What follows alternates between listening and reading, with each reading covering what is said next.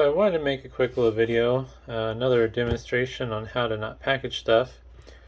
And inside of this box is 30 Lenovo USB-C laptop adapters. As it sits, the box is probably on the borderline for weight, since these free USPS Priority Mail boxes are of a lower quality because they're using, I believe, recycled content and they're thinner walls and corrugations. But the first mistake the seller made that I bought these from is they didn't do a shake test. So all these adapters are loose in the box. Now, they did use some packaging, but it's horribly inadequate. Granted, I have taken these out and looked through them, but this isn't too far off from how they had everything in here. Basically, they scattered these between some layers of bubble wrap. And technically, I believe the internal diameter or dimensions of this box is 12 by 12 inches, which in theory, putting a sheet of 12 by 12 bubble wrap would be a good idea. But the problem is they have no protection around the sides, and they did not tightly fill the voids. So what happened in the shipping process is these are all getting rattled and banged together. And actually, one of the bad ones right on top. I'm going to zoom in. And a bunch of the tips have gotten crushed and bent. Like, I can't use this. It's not straight anymore. Even if it does work, I can't trust it to be reliable for my customers. It's back the way it was. So, yeah, this is what happens though when sellers cheap out.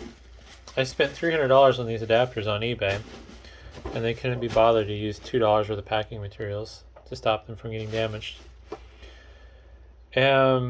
Overall, their thought process between how they did this is somewhat okay. So like the layers of bubble wrap in between the layers of adapters, that's good.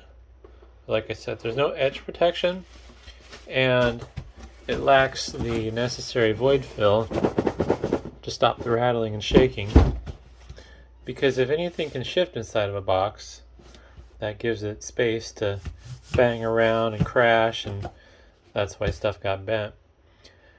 If this at minimum would have had better void fill and not necessarily edge protection, I would say less of them would have sustained damage.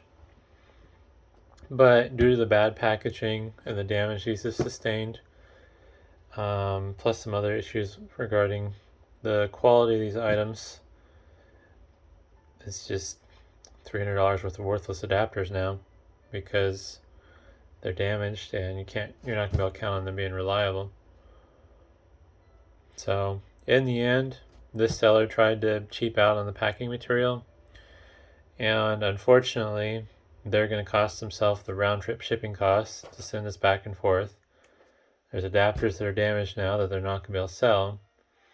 And as a customer, I'm pissed off because, well, I bought these because I needed them, not because I wanted them. And now I have to find someone else to buy them from so I can refurbish laptops. But overall, if you're going to ship stuff, don't be like this person. Make sure it's all tightly packed, can't rattle around, adequate void fill around all sides. And yeah, definitely check out some of my other playlists. I will put a link in the description to the playlist and some other relevant videos. And thanks for watching.